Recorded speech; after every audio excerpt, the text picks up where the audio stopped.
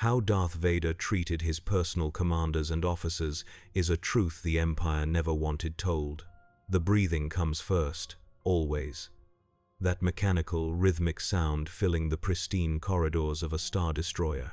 I remember watching Admiral Corvin's boots dangling above the polished deck as Lord Vader held him suspended by invisible force. No one gasped, no one moved. We simply continued our duties as a man died before us. I am Captain Arvan Sorrel. I survived serving under the Dark Lord longer than most. Not through skill or loyalty, but through understanding a terrible truth. In Lord Vader's service, there are no career officers, only sacrifices awaiting their turn. The question was never if you would die under his command, but when and whether your death would serve any purpose beyond satisfying his wrath. The breathing comes first. Always. I remember the first time I heard it echoing through the pristine corridors of the Star Destroyer Exactor. That rhythmic, mechanical inhalation and exhalation, so constant it seemed to penetrate the very bulkheads of the vessel, so omnipresent that in time the mind began to synchronize with it, a metronome counting down to an inevitable end. My name is Arvan Sorrel, Captain Arvan Sorrel of the Imperial Navy. Or rather, I was. The distinction matters little now. What matters is the record. What matters is the truth. Someone must document what service to Lord Vader truly means. Someone must bear witness to the reality behind the propaganda holos and recruitment posters. Someone must speak for the ghosts that haunt the command bridges of Star Destroyers across the galaxy. I still recall the pride I felt when I received my transfer orders. Selected personally, the communiqué said. Distinguished service record, noted by High Command, it claimed. Special assignment to the flagship of Lord Vader himself. An honor, they called it. My father, a veteran of the Republic Navy, would have wept with pride had he lived to see it. My colleagues at the Academy congratulated me with thinly veiled envy in their eyes. None of us understood what we were celebrating. The Exactor was beautiful in that cold, Imperial way. 1,900 meters of durasteel and discipline, 300,000 tons of Imperial might, tens of thousands of crew members moving with unified purpose, systems maintained to perfection, weapons primed for instant deployment, everything gleaming, orderly, precise. The embodiment of Imperial efficiency, the promise of security and strength made manifest. I reported for duty 7 standard hours early, stood at attention in my new quarters, uniform pressed to regulation perfection, code cylinders polished until they gleamed. I recited battle protocols and ship specifications to calm my nerves, rehearsed responses to potential questions from senior officers, prepared myself to serve with distinction. No one warned me. No one could. They say Lord Vader was once a Jedi, that he fought in the Clone Wars, that he survived the Jedi betrayal and pledged himself to the Emperor. The details hardly matter now. What matters is what he became. What matters is what serving under his direct command does to a person. What matters is understanding that advancement in the Imperial Navy under Darth Vader is not a ladder to climb but a narrowing corridor with walls that slowly close in. We called it the inheritance among ourselves. The quiet, knowing glances exchanged between officers when a colleague was summoned to the bridge during Lord Vader's presence. The subtle placement of personal effects to be collected later. The sudden availability of quarters that no one wished to occupy. The names we learned never to say aloud. The spaces around conference tables we learned to leave unfilled. As if in memorial. It began slowly, as these things often do. The first execution I witnessed was almost clinical. Admiral Corvin failed to intercept a rebel supply convoy near the Rishi Maze.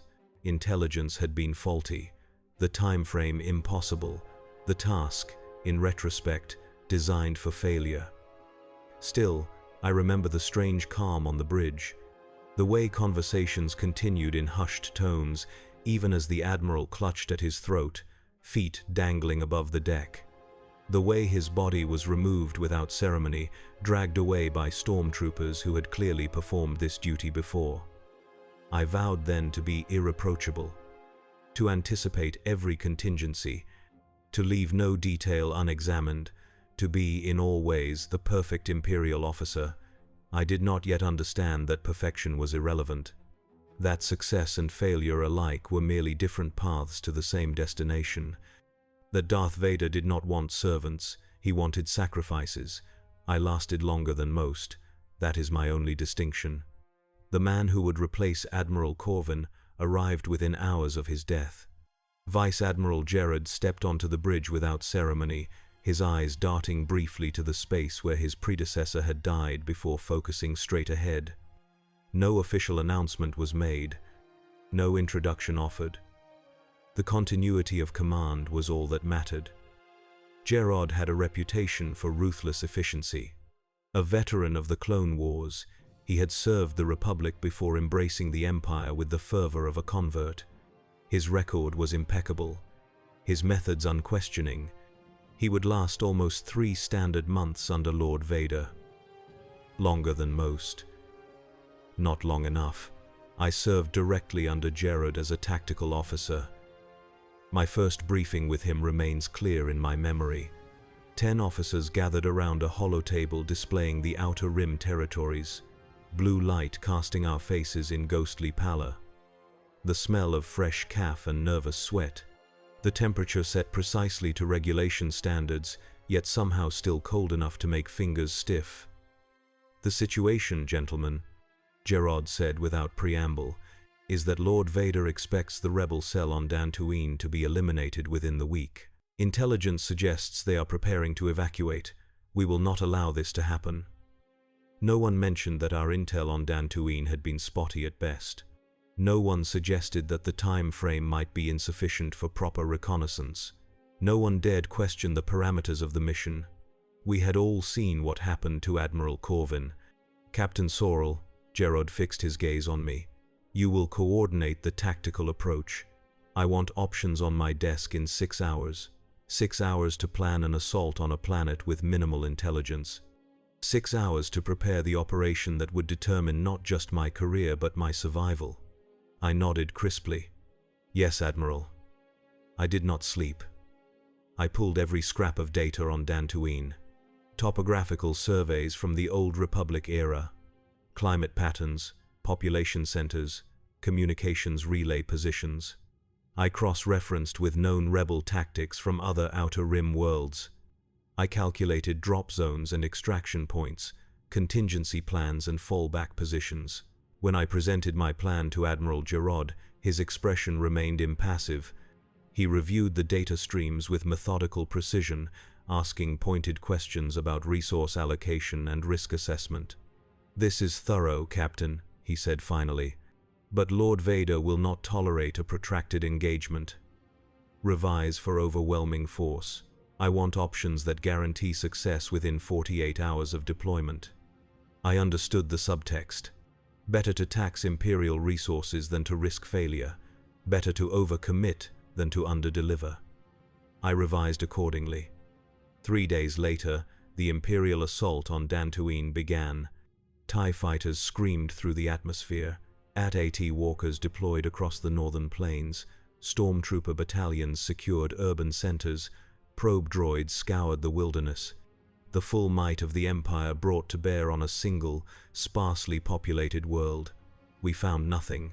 The rebels had already gone. Intelligence later confirmed they had evacuated, 2 standard weeks prior to our arrival. The information Lord Vader had acted upon was outdated before it ever reached the exactor. The mission was a failure before it began, a fact that everyone knew and no one acknowledged. Admiral Gerard stood motionless on the bridge when Lord Vader arrived to receive the report. I watched from my station, fingers hovering over tactical displays I no longer needed to monitor. The bridge crew focused intently on their tasks, eyes averted from the black figure that seemed to absorb light itself. "Admiral," Lord Vader's mechanical voice carried across the bridge without need for amplification. "Explain this failure." Gerard straightened imperceptibly. "My lord, the intelligence provided was inaccurate. The rebels had evacuated before our arrival. We have secured the planet, and are analyzing their abandoned facilities for any information that might lead to their current location. The explanation was accurate, the logic sound. The delivery respectful but firm. It made no difference. "Intelligence," Lord Vader said, the respirator cycling between words, "is a tool, Admiral. A competent commander anticipates its limitations." I watched as Admiral Gerod's collar seemed to constrict around his neck.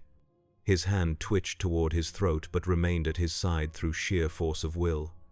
"Yes, my lord," he managed to say. "It will not happen again." Vader studied him for a moment that stretched into eternity. He agreed finally.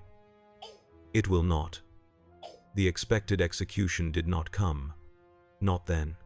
Instead, Gerod was left to wonder when the axe would fall, to command under the shadow of inevitable punishment, to lead men knowing his time was measured not in years or months, but in mistakes. That, I would learn, was Lord Vader's true power, not the force choke that eventually claimed Gerod after the ambush at Ord Mantell, not the lightsaber that cut down Commander Praji after the escape of the Millennium Falcon, but the anticipation of commandery, death that hung over every officer in his service. The knowledge that survival was temporary, that failure was not just a setback but a death sentence.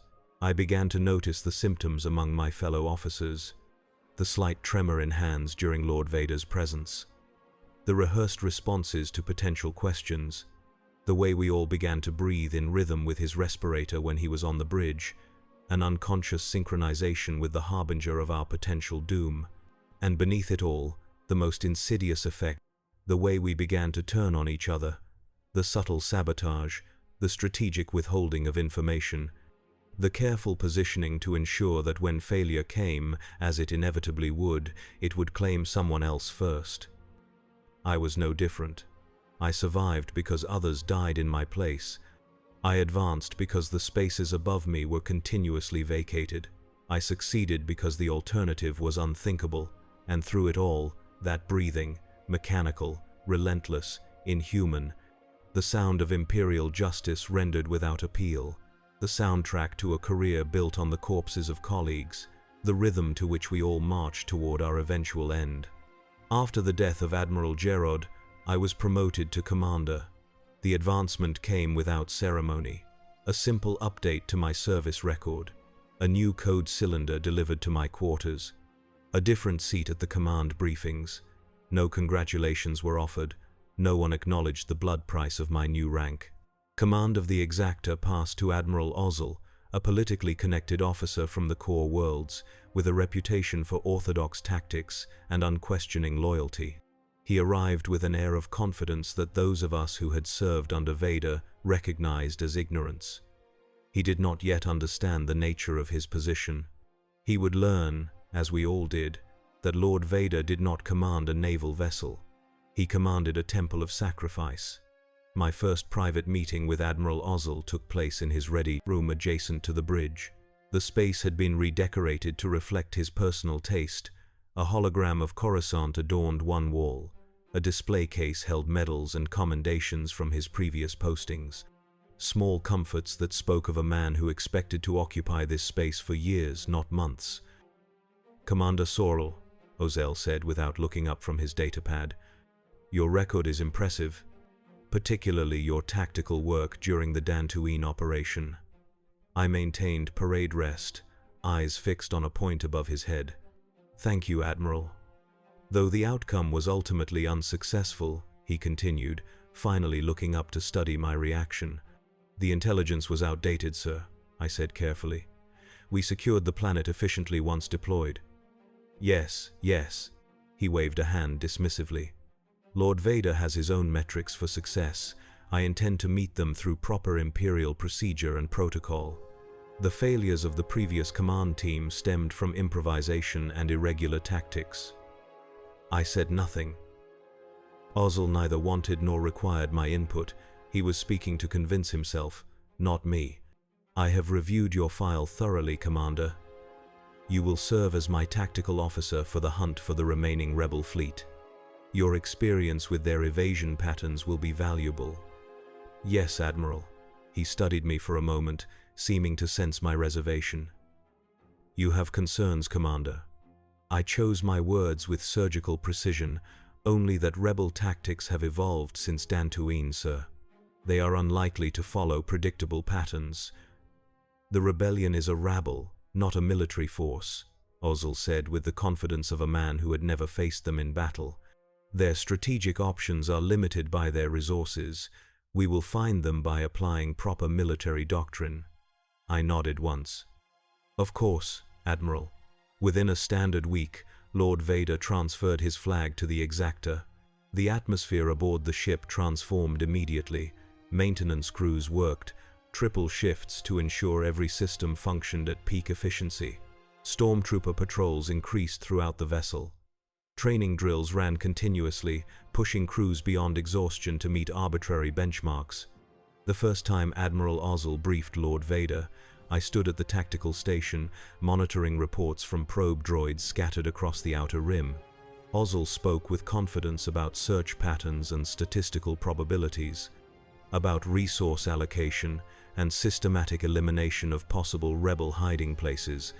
Lord Vader listened in silence, the cycling of his respirator the only indication he was processing the information. When Ozzel finished his presentation, the silence stretched uncomfortably. Admiral, Vader said finally, your methodical approach will alert the rebels to our strategy. We require unexpected vectors of attack. Ozzel stiffened slightly. With respect, Lord Vader, conventional military doctrine dictates a systematic search pattern when dealing with an enemy of unknown position. The Academy teaches this approach specifically for situations such as ours. The temperature on the bridge seemed to drop several degrees. Officers at nearby stations found sudden interest in their displays. No one looked directly at Vader or Ozzel. The Academy, Vader said, did not account for force-sensitive rebels who can sense our approach. Nor did it anticipate a dispersed enemy that communicates through encrypted channels we have yet to break. Your doctrine is outdated, Admiral. Ozzel's face flushed slightly, but he maintained his composure. I will adjust our approach immediately, my lord. Vader studied him for a moment. See that you do, Admiral. I will not tolerate inefficiency in this pursuit. It was a warning, not a death sentence. Ozzel had received his first strike. 2 more would follow before the inevitable end. Each of us silently counted our own. In the following weeks, I watched Ozzel struggle to balance his training with Vader's demands. He held to protocol when Vader was absent, reverting to Academy tactics and procedures. When Vader was present, he attempted to anticipate the Dark Lord's desires, often overcorrecting in ways that created confusion among the crew. During this period, I developed a system for survival. I prepared 2 versions of every tactical assessment, one following Imperial doctrine for Admiral Ozzel, one emphasizing aggressive, unconventional approaches for Lord Vader.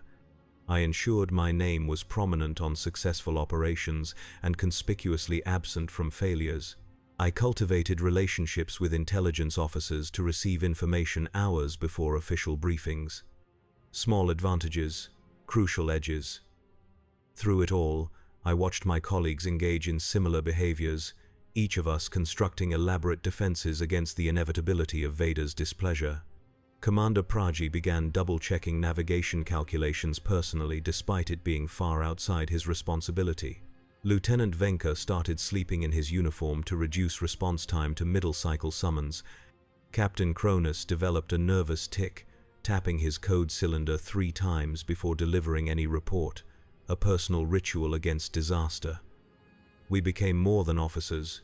We became supplicants, acolytes serving not the Empire but the dark figure whose approval meant one more day of life. The second time Vader reprimanded Ozzel came after the ambush at Ord Mantell failed to capture rebel leadership. Our intelligence had been accurate but incomplete. The rebel forces split in multiple directions upon our arrival, using the planet's dense atmospheric conditions to mask their vectors.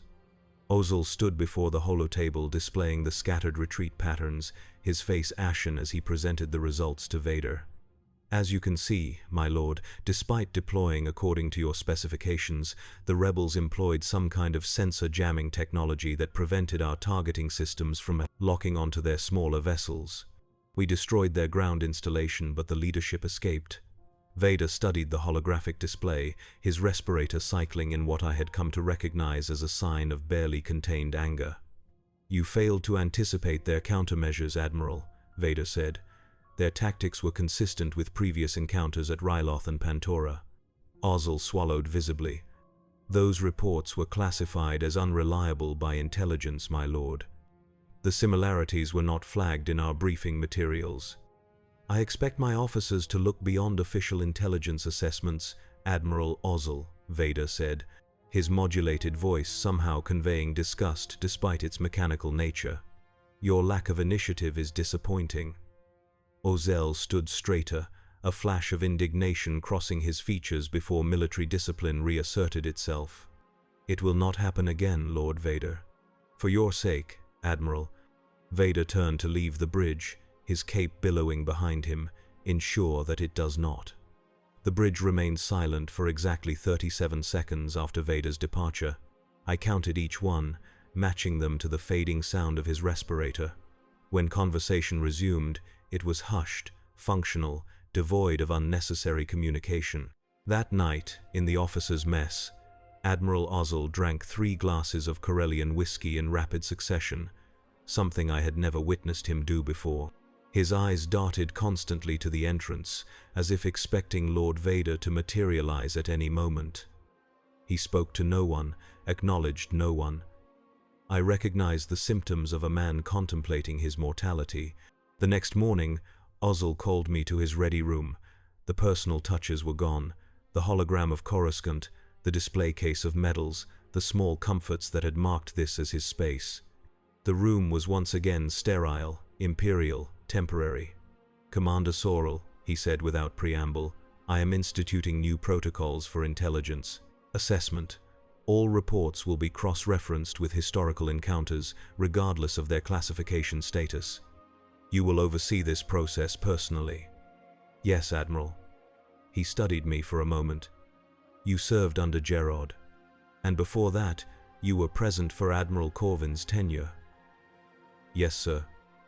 They both failed, Lord Vader. I do not intend to repeat their mistakes. I maintained a neutral expression. Of course not, Admiral. What am I missing, Commander? He asked, his voice dropping slightly. What is the key to serving under Lord Vader successfully? The question was genuine. Perhaps the first genuine thing Admiral Ozzel had said since taking command. For a brief moment, I considered telling him the truth. That there was no key. That success under Vader was temporary. That we were all walking dead men, our executions merely scheduled for different moments. Instead, I said, anticipation, sir. Lord Vader values officers who anticipate his needs before he expresses them. Ozzel nodded slowly. Yes, anticipation, proactive rather than reactive command. I will bear that in mind, Commander. Dismissed. As I turned to leave, he added, and Saul, this conversation never happened. What conversation, Admiral? I replied, the practiced response of an Imperial officer who understood that survival depended on selective memory. I often wonder if I could have saved Ozzel, if there were words I might have offered that would have extended his life beyond the disaster at Hoth. If some piece of advice might have helped him avoid that fatal error of bringing the fleet out of hyperspace too close to the system. But such thoughts are exercises in futility. In Lord Vader's service, death was not a possibility but a certainty. The only variables were timing and manner.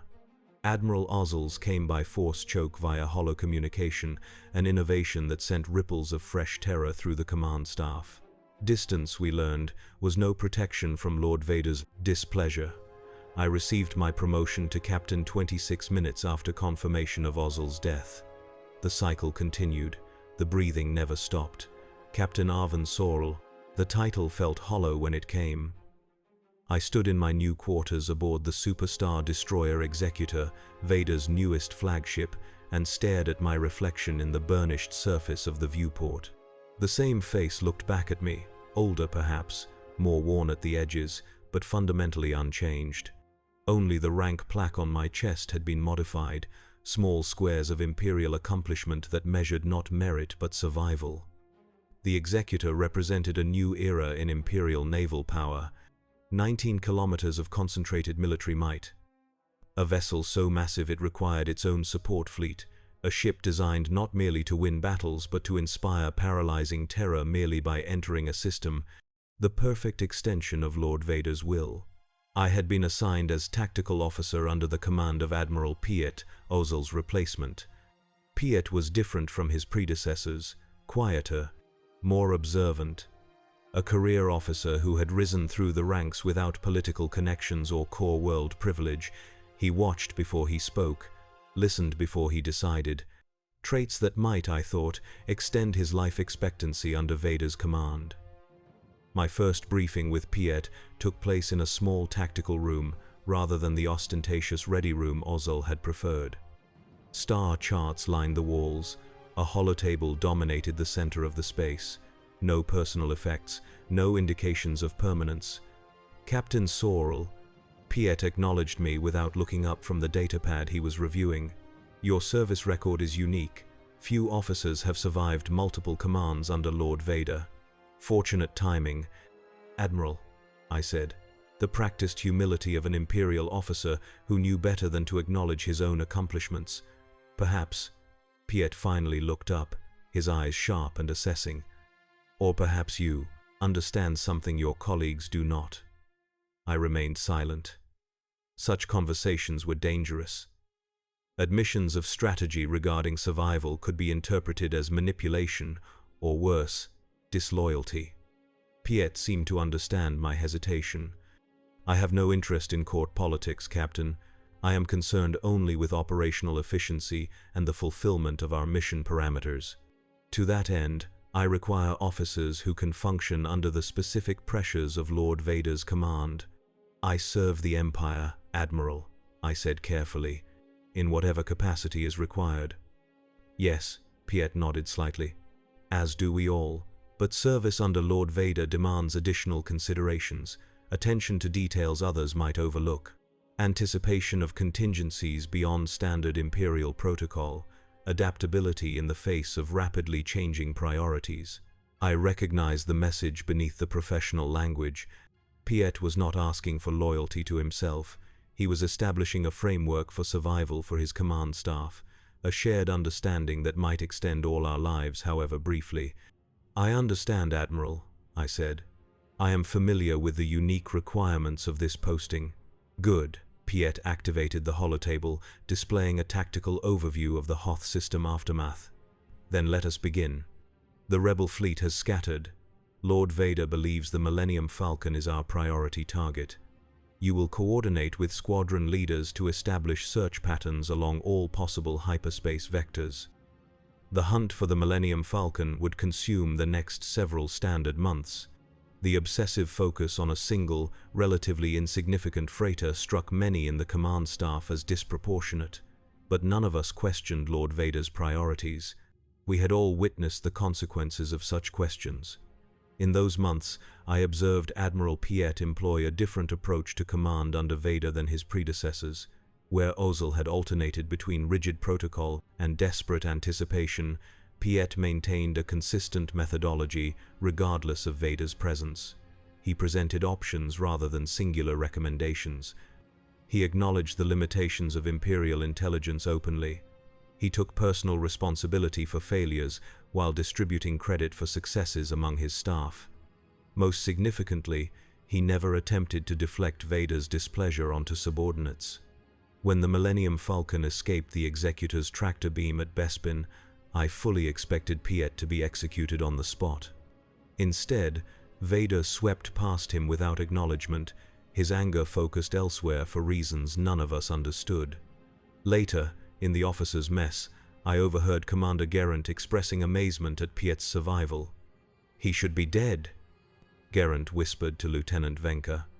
The Falcon was in our grasp. It was a direct failure. Yet Vader let it pass without so much as a reprimand. Perhaps the Admiral has protection we do not understand, Venka suggested, his voice equally hushed. No one has protection from Lord Vader, I interjected, causing both officers to stiffen in surprise at my approach. The Admiral survived because Lord Vader's priorities shifted, nothing more. Remember that before you indulge in speculation that could be interpreted as questioning our command structure. Both officers nodded quickly, their expressions schooled back to proper Imperial neutrality. I left them to their meal, but the exchange troubled me. Survival bred complacency, complacency led to errors, errors led to execution. The cycle was inevitable. 2 days later, I was summoned to a private briefing with Admiral Piet. He stood at the viewport of a small observation room, hands clasped behind his back, gazing out at the stars streaking past as the executor traveled through hyperspace. "Captain," he acknowledged my arrival without turning. "Your warning to Geraint and Venka was noted." I remained at attention, uncertain if I was being reprimanded or commended. "I felt their speculation was inappropriate, Admiral." "Yes, inappropriate and dangerous." Piet turned finally, his expression unreadable. "You have served under 3 flag officers who preceded me. You understand the precarious nature of command under Lord Vader." "I do, Admiral." "Then you understand that discipline among the officer corps is not merely a matter of Imperial protocol, but of survival. Loose talk leads to loose thinking. Loose thinking leads to errors in judgment. Errors in judgment lead to outcomes none of us wish to contemplate." "Yes, Admiral." Piet studied me for a moment. "You are being considered for promotion to Group Captain, Saul, a position that would place you directly in line for flag rank should a vacancy occur." The implication was clear. Should Piet fall from favor, I would be positioned to replace him. The cycle of advancement through execution continuing, unabated. "I serve at the pleasure of High Command, Admiral," I said, the formal response expected of an Imperial officer offered promotion. "Indeed," Piet turned back to the viewport. "Tell me, Captain, in your time serving under Lord Vader, have you ever considered requesting transfer to another posting?" The question was shocking in its directness. Such thoughts were treason, or near enough to make no difference. To acknowledge them was to admit weakness, disloyalty, failure of nerve. "No, Admiral," I lied. "I am honored to serve the Empire in this capacity." Piet was silent for a long moment. "Of course. As are we all. That will be all, Captain." As I turned to leave, Piet added, "The key to survival under Lord Vader, Captain Sorrel, is not perfect performance or unwavering loyalty. It is understanding that survival itself is temporary. Accept that, and you may find it easier to function within the parameters of your duty." I paused at the door. "Is that what you do, Admiral?" Piet's lips curved in what might have been the ghost of a smile. "I serve the Empire, Captain, one day at a time." In that moment, I recognized in Piet a quality I had not seen in Ozell or Gerard or Corvin. Acceptance. Not of defeat, but of inevitability. He had made peace with his eventual execution. He had transcended the fear that paralyzed so many of Vader's officers. He had found, if not freedom, then a kind of liberation in certainty. I wondered if I could achieve the same state of mind, if I could serve knowing that each day might be my last without that knowledge corroding my ability to function. If I could find purpose in duty without the desperate hope of survival that had driven me thus far. The breathing followed me back to my quarters. Always the breathing. Mechanical. Relentless. The sound of Imperial justice rendered without appeal. The rhythm to which we all marched toward our eventual end. The promotion to Group Captain came 3 standard months after the Battle of Hoth. I received the notification via datapad while reviewing tactical simulations in my quarters. No ceremony, no acknowledgement beyond the formal update to my service record and the arrival of a new uniform with adjusted rank insignia. In Lord Vader's service, advancement was not celebrated. It merely represented the continued postponement of inevitable execution. My new position placed me in command of the Executor's tactical department, overseeing a team of officers responsible for battle planning and strategic assessment. It also placed me in more frequent direct contact with Lord Vader himself, a prospect that filled me with carefully concealed dread despite my years of service under his command. The first such interaction came during planning for the blockade of the Anoet system. Intelligence suggested rebel elements had fled there after the rout at Hoth. I prepared a comprehensive tactical assessment, accounting for the system's dense asteroid fields and limited habitable worlds. The plan emphasized containment rather than pursuit, a strategy I believe would force the scattered rebel forces to either attempt escape through predictable vectors or reveal their hiding places through resource consumption. I presented this assessment during a command briefing attended by Admiral Piet, General Veers of the Army Corps, and Lord Vader himself. The Dark Lord stood motionless at the head of the conference table, his regulated breathing providing a constant backdrop to the proceedings. The strategic value of the Anoet system is minimal, I explained, indicating resource deposits and hyperspace lane access points on the holographic display. Its primary advantage for the rebels would be as a temporary haven rather than a permanent base. By establishing a blockade rather than a search pattern, we force them to either remain in place with dwindling supplies or attempt escape through predictable routes. Admiral Piet nodded slightly, indicating his approval of the assessment. General Veers studied the displayed topography with professional interest. Lord Vader remained silent, the cycling of his respirator the only indication of his continued attention. When I concluded my presentation, the silence stretched uncomfortably. "Group Captain," Vader said finally, his mechanically modulated voice seeming to resonate through my very bones. "Your analysis presupposes that the rebel leadership prioritizes group survival over individual escape." I maintained parade rest, focusing on controlling my breathing. The historical data suggests a pattern of rebel forces converging at predetermined rendezvous points after dispersal, my lord. The blockade would intercept such movement. "The historical data," Vader said, taking a step toward the holotable, "does not account for the presence of the Millennium Falcon. Skywalker's allies do not follow standard rebel protocols." The name Skywalker carried weight beyond my understanding. I had noted the intensity with which Lord Vader pursued the Millennium Falcon, but the significance of its crew remained unclear to me. I knew better than to inquire. "A valid point, my lord," I acknowledged. "I can adjust the tactical approach to account for potential outlier behavior from specific vessels of interest." Vader studied the holographic display for a moment longer. "You will deploy as planned, Group Captain, but you will also prepare a separate pursuit strategy focused on likely vectors for the Millennium Falcon specifically. I want that ship located above all other objectives." "Yes, my lord." Immediately. As the briefing concluded, I felt a momentary surge of relief at having survived my first direct interaction with Vader in my new position. The feeling was quickly suppressed. Such emotions led to complacency. Complacency led to error. Error led to death. In the following weeks, the blockade of the Anoet system yielded limited results. We intercepted several rebel supply ships and captured a number of operatives, but the primary targets, including the Millennium Falcon, eluded our forces. Intelligence later suggested the vessel had somehow reached Bespin without using standard hyperspace routes, a feat that should have been impossible given the navigational challenges involved. Lord Vader's focus on the Millennium Falcon intensified to the point of obsession. Resources that might have been deployed against larger rebel concentrations were diverted to the hunt for a single, aging light freighter.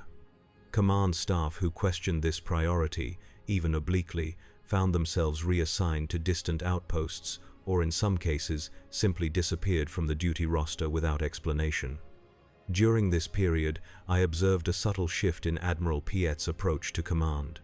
Where previously he had maintained a certain distance from Lord Vader, now he aligned himself more closely with the Dark Lord's objectives, anticipating his desires before they were expressed, volunteering resources for the hunt without being prompted. It was a survival strategy I recognized from my own experience serving under Vader's previous admirals. The night before our arrival at Bespin, I encountered Piet in the officers' observation lounge, a space rarely used during active operations. He stood alone at the viewport, hands clasped behind his back, gazing out at the starfield beyond. "Admiral," I acknowledged, preparing to withdraw and leave him to his solitude. "Group Captain." Piet nodded slightly without turning. "Join me, if you would." I moved to stand beside him, maintaining proper Imperial posture despite the absence of other personnel. We stood in silence for several minutes, watching the stars. "Tomorrow we will reach Bespin," Piet said finally. "Intelligence confirms the Millennium Falcon has landed at Cloud City." "A successful conclusion to the hunt, Admiral," I said. "The proper response of an Imperial officer to operational achievement." "Perhaps." Piet glanced at me briefly. "Lord Vader has dispatched a bounty hunter to assist in the operation, an unprecedented step for an Imperial naval mission." I said nothing. The use of civilian contractors, especially bounty hunters, was irregular but not unheard of in specialized operations. The fact that Piet had mentioned it indicated he found the decision troubling. "The tactical implications are complex," I offered carefully. "Introducing an unknown element into a planned Imperial operation creates potential points of failure." "Indeed," Piet turned fully to face me now. "Yet Lord Vader insists on this approach. He has communicated directly with the administrator of Cloud City, bypassing standard Imperial protocols for planetary engagement." Again, I remained silent. Piet was not merely making conversation. He was expressing concerns he could not voice through official channels. Concerns that, if interpreted as criticism, could prove fatal. "I have served the Imperial Navy with distinction for 27 years, Group Captain," Piet continued, his voice barely above a whisper despite the empty room. "I have commanded vessels in the Mid-Rim Pacification Campaign, the Rimmer Trade Route Security Operation, and the Belnar Suppression. Never have I witnessed command decisions made with such opacity of purpose as under Lord Vader." The statement bordered on sedition. In any other context, I would have been duty-bound to report such sentiments to Imperial security. Instead, I found myself nodding slightly. "The objectives are not always clear to those of us without Lord Vader's perspective, Admiral," I said, choosing each word with surgical precision. "We must trust that his vision serves the greater Imperial cause." Piet's lips thinned slightly. "Of course, Group Captain. I merely observe that conventional naval strategy appears secondary to objectives we are not privy to. It creates operational challenges. Challenges we will overcome, Admiral, as we always do." Piet studied me for a moment, then turned back to the viewport. "Indeed. That will be all, Group Captain." I left him there, staring out at the infinite blackness, a solitary figure framed against the stars. The next day, we arrived at Bespin. The Millennium Falcon escaped despite our preparations. Against all expectations, Admiral Piet survived Lord Vader's displeasure. The cycle continued, but the pattern had shifted in ways I could not yet comprehend. The months following the Bespin operation were marked by an intensity of purpose that permeated every level of Imperial command. Lord Vader's pursuit of the Millennium Falcon and its crew, particularly the individual identified as Skywalker, consumed resources across the fleet. New battle groups were formed specifically to hunt for rebel leadership. Intelligence assets were redirected from other operations to focus on this singular objective. Through it all, the mortality rate among senior officers decreased noticeably. Lord Vader executed fewer commanders for failure, though his presence on the bridge remained no less terrifying. The breathing still echoed through corridors and conference rooms. The silent threat remained, but the actualization of that threat became less frequent. As Group Captain, I now attended strategic planning sessions that included Imperial personnel beyond the immediate naval command structure.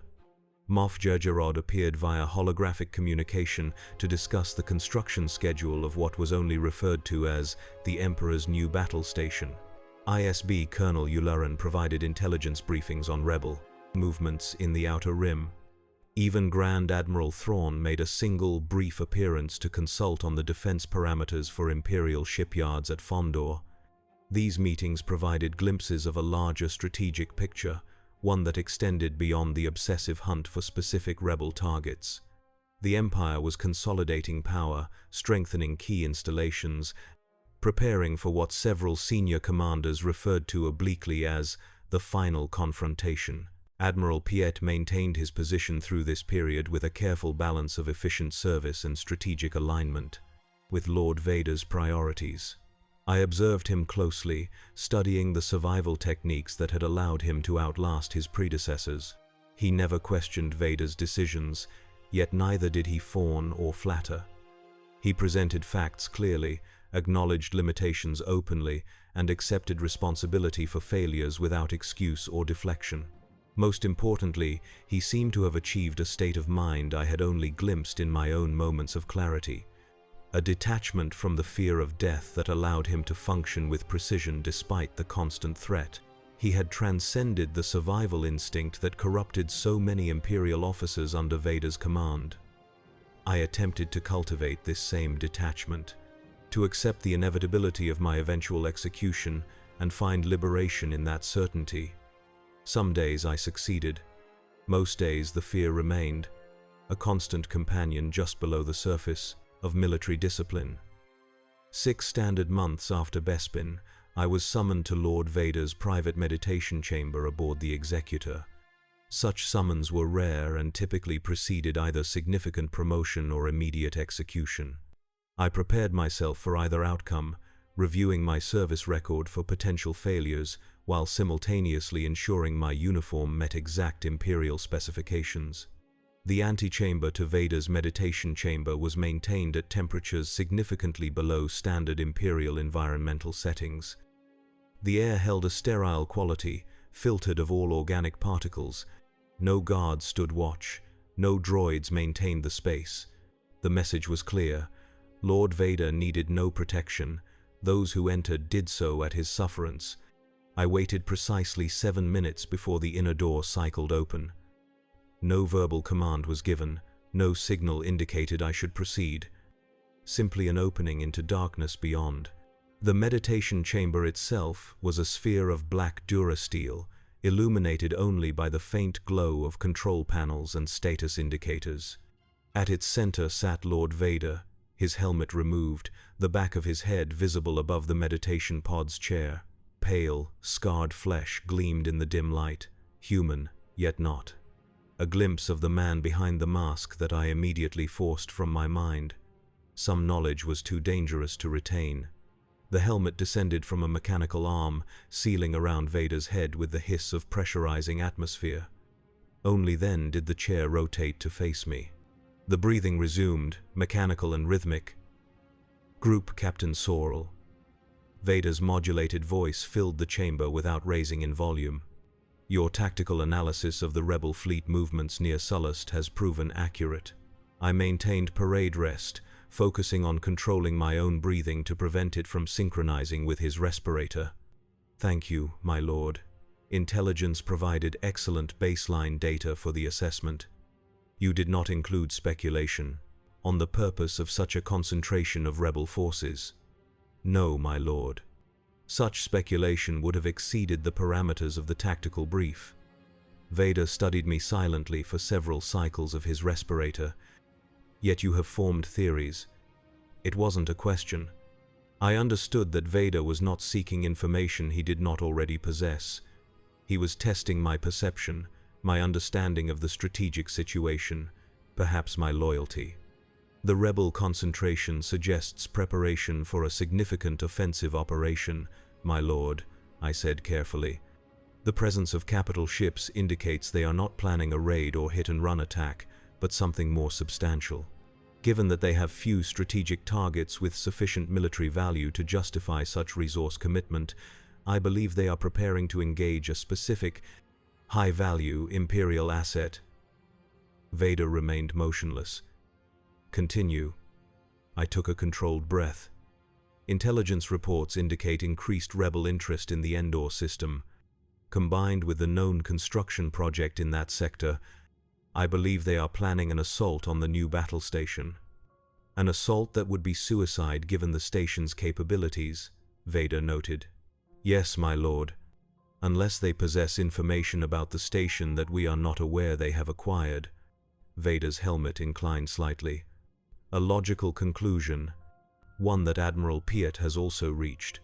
I felt a momentary flash of concern for the Admiral, quickly suppressed. If Piet had already provided this assessment, my repetition of it might be seen as redundant at best, plagiarism at worst. Neither perception would serve my survival. The Admiral has a strategic perspective I cannot match, my lord, I said, deflecting credit rather than claiming it. My assessment is merely tactical. False modesty does not become an Imperial officer, Group Captain, Vader said, rising from his meditation pod to tower over me. You identified the pattern independently. Your analysis shows initiative and foresight, qualities I require in my command staff. I remained at parade rest, uncertain how to respond to what appeared to be commendation rather than criticism. I serve at your pleasure, Lord Vader. Indeed you do. Vader moved past me toward the chamber entrance, his cape billowing in his wake. You are being reassigned, Group Captain. You will take command of the Star Destroyer Avenger, effective immediately. Admiral Piet will brief you on your specific mission parameters. The pronouncement struck me like physical blow. Command of a Star Destroyer. Removal from direct service under Vader aboard the Executor. A promotion that was also, potentially, an exile. Or, more optimistically, a recognition of value. Thank you, my lord, I said, the expected response to advancement regardless of circumstances. Vader paused at the chamber entrance. The coming battle will determine the future of the galaxy, Group Captain Sorrel. The Emperor himself will be present to oversee the final destruction of the rebellion. I expect every vessel under my command to perform with absolute precision. The Avenger will not fail you, my lord, I said with more confidence than I felt.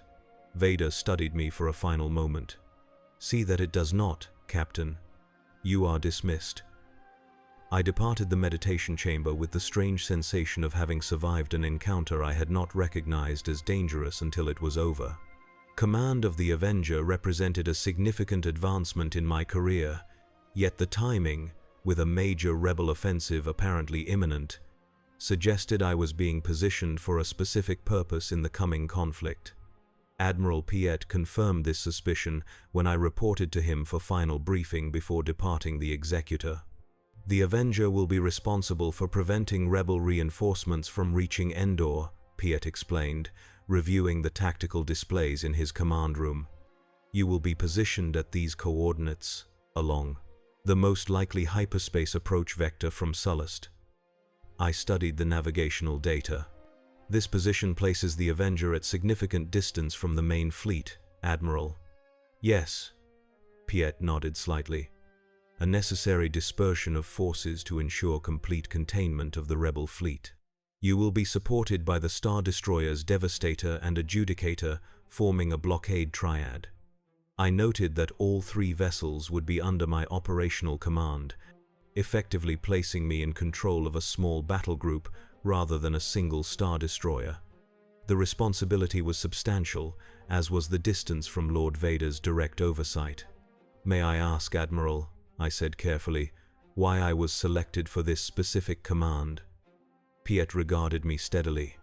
The official reason is your tactical expertise and familiarity with rebel evasion strategies. You have demonstrated particular skill in anticipating their unconventional approaches. And the unofficial reason, Admiral? Piet's expression remained neutral. Lord Vader values officers who can function autonomously, Captain. Your positioning allows you to exercise initiative without requiring continuous direction. The subtext was clear. I was being granted a degree of independence rare in Vader's command structure. Whether this represented trust, strategic necessity, or simply the positioning of expendable assets at the outer defensive perimeter remained unclear. I understand, Admiral. The Avenger will fulfill its mission, Piet extended his hand, a gesture of collegial respect I had rarely witnessed among senior Imperial officers. "I expect nothing less, Captain Sorrel. May your service bring glory to the Empire." I accepted the handshake, noting the firmness of his grip. "And to you, Admiral. I hope we will serve together again when this battle is concluded."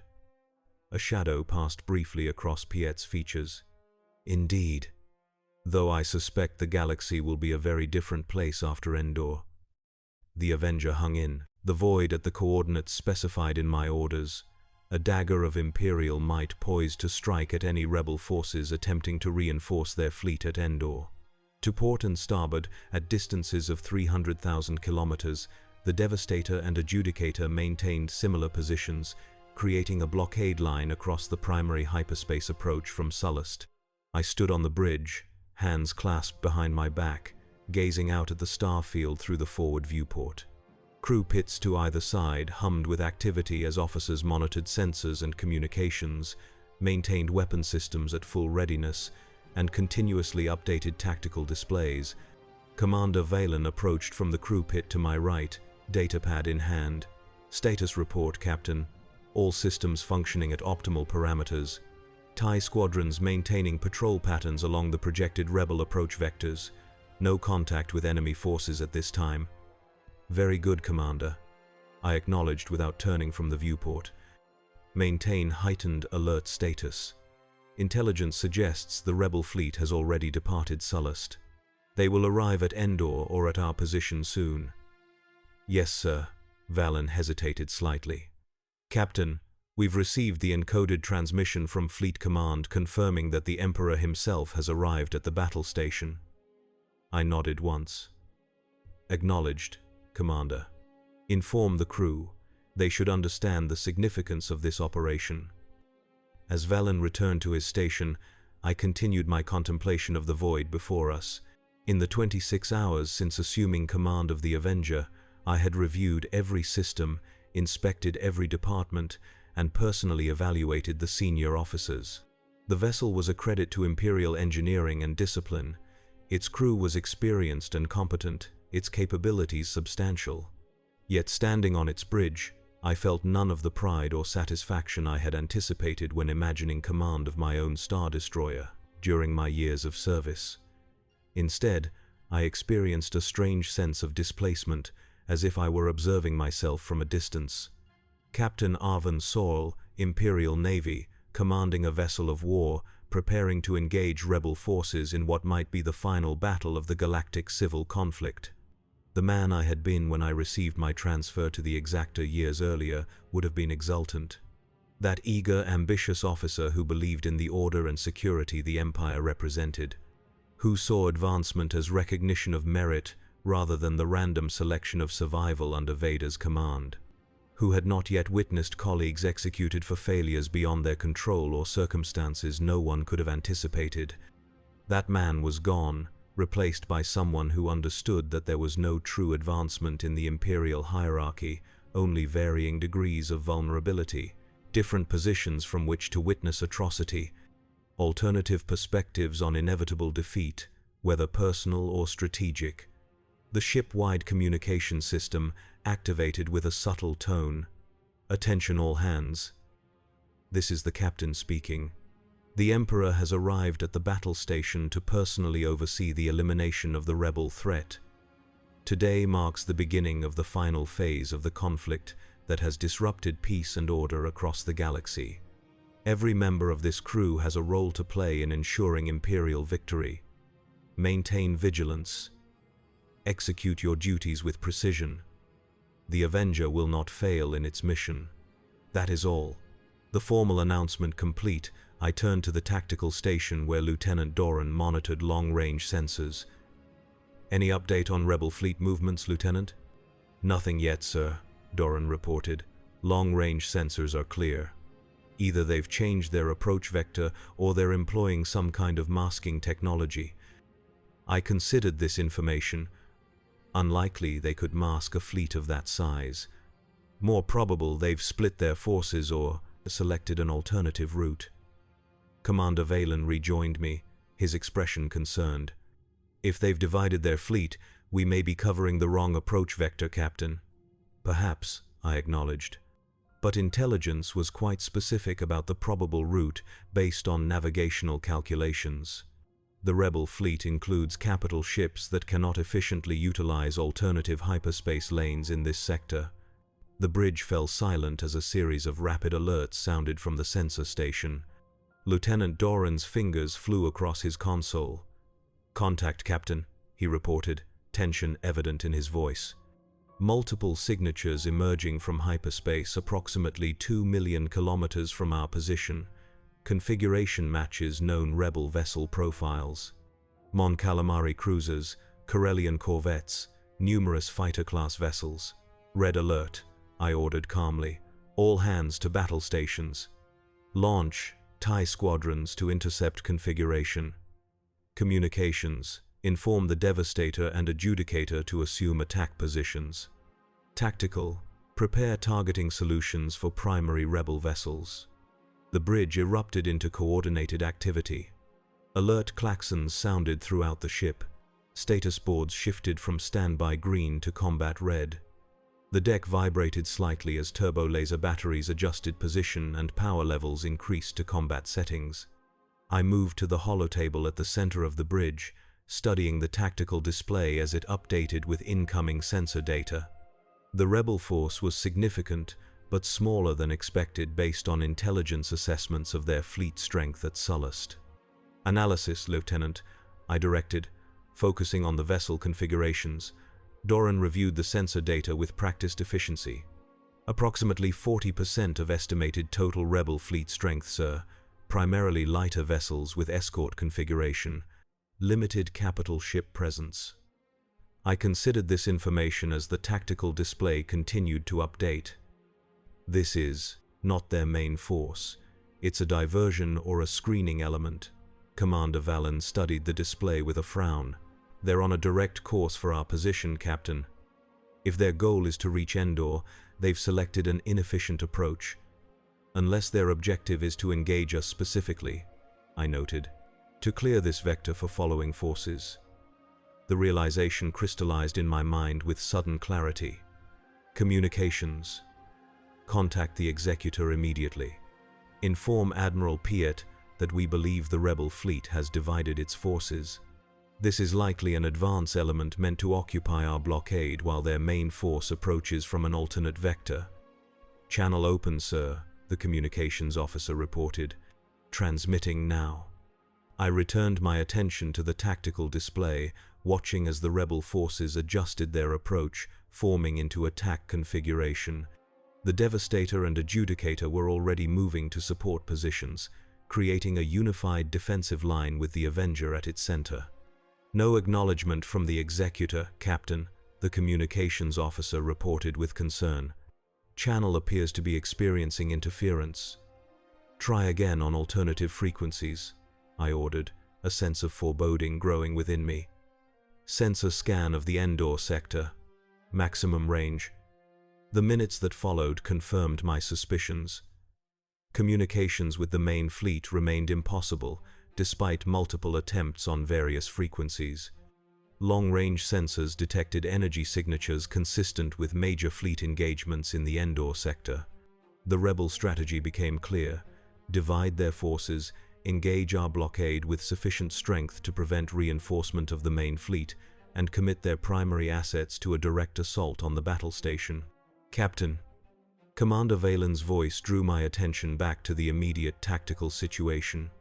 Rebel vessels approaching firing range. They're deploying fighter screens and bomber wings. I studied the formation with professional assessment. Classic Mon Calamari assault pattern.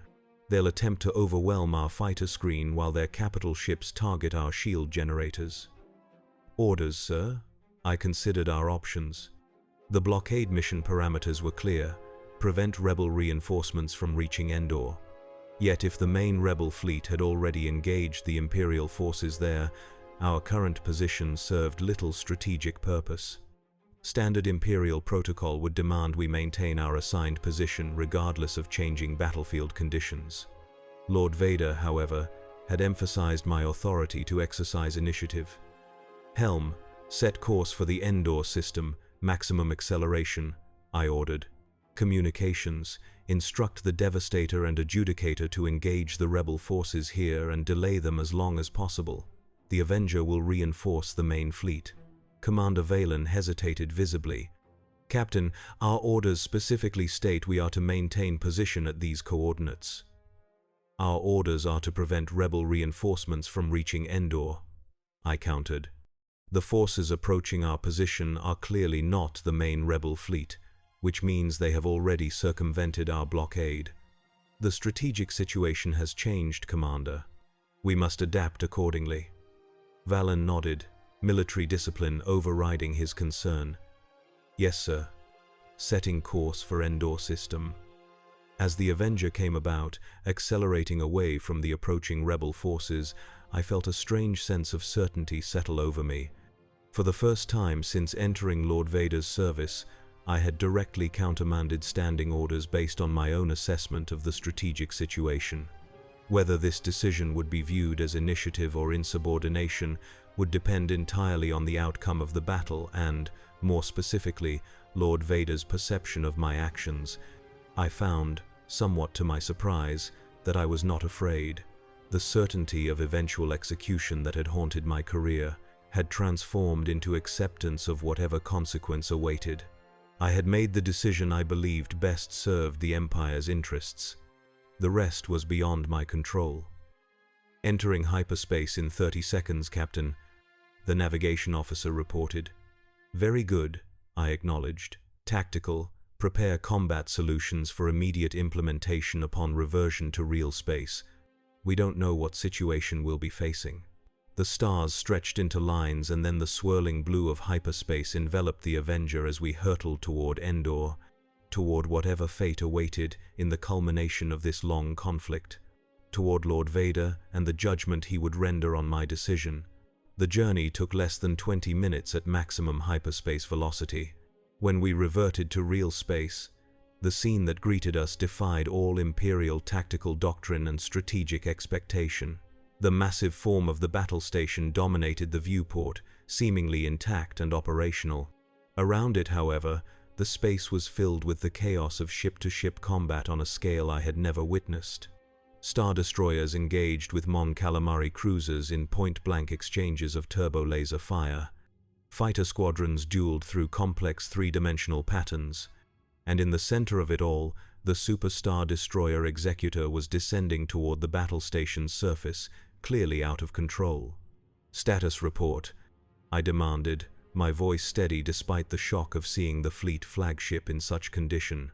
The Executor appears to have lost bridge control, sir, Lieutenant Doran reported, his voice tight with disbelief.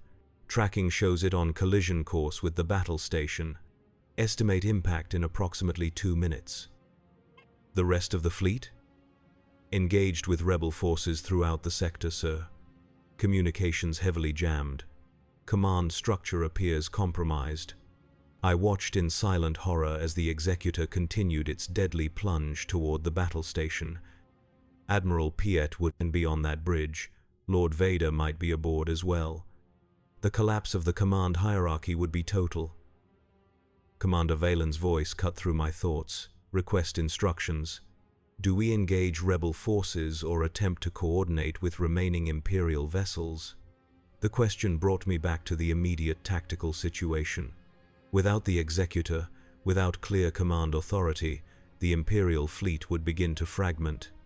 Individual captains would make independent decisions, potentially contradicting each other or creating gaps in the defensive screen around the battle station. Communications, broadcast on all Imperial frequencies. I ordered, "This is Captain Sorrel of the Imperial Star Destroyer Avenger. The Executor is compromised. All vessels maintain defensive positions around the battle station. Coordinate fighter deployment to counter rebel attack patterns. Acknowledge receipt of instructions." Responses began to filter in, some immediate, others delayed. Captains seeking confirmation of authority, tactical officers requesting coordination parameters, the framework of a coherent defensive operation taking shape from the chaos. And then it happened. The executor struck the battle station's surface, the impact sending visible shockwaves across the massive sphere. Moments later, an explosion bloomed from within the station itself, expanding outward in a rapidly growing sphere of destructive energy. "Full reverse thrust," I ordered immediately. "All power to engines and forward shields. Recall all fighters immediately." The Avenger shuddered as its massive engines strained against momentum, attempting to put distance between our vessel and the expanding destruction. Around us, other Imperial ships were making similar desperate maneuvers, some succeeding, others caught in the blast wave and torn apart. I stood motionless on the bridge, watching as the battle station that had represented the Empire's ultimate military achievement disintegrated in a stand of the mind. Cataclysm of released energy. Somewhere within that destruction was the Emperor himself, possibly Lord Vader as well. The entire command structure of the Empire vaporized in a single catastrophic moment. "Captain." Commander Valen's voice was barely audible over the strain of the ship's systems. "Orders? What orders could I give in the face of such a fundamental shift in the galactic balance of power? What tactical response could address the strategic reality that the Empire as we had known it had effectively ceased to exist in that explosion? "Set course for the Anaj system," I said finally. "Maximum safe speed. We will regroup with any surviving Imperial forces there." "And if no other vessels arrive, sir?" I turned to face my executive officer directly. "Then the Avenger will determine its own course, Commander, as we all must in the days to come." As the ship accelerated away from the expanding debris field that had been the battle station, I returned to the viewport, gazing out at the stars that remained unchanging despite the transformation of the galaxy around them. The breathing that had haunted my career, that mechanical, rhythmic reminder of mortality, was silent now. Lord Vader was gone. The Emperor was gone. The rigid hierarchy that had defined Imperial service had collapsed. In their place was uncertainty, yes, but also possibility. The opportunity to define service and duty in terms beyond fear and survival, the chance to become something more than an instrument of another's will. I had survived, not through political maneuvering or desperate self-preservation, but through the simple fortune of being elsewhere when destruction came. The inheritance had passed me by, this one final time. Captain Arvin Sorrel. The title felt different now, a responsibility rather than an achievement, a beginning rather than the culmination of ambition. The breathing had stopped. In its absence, I could hear my own for the first time in years.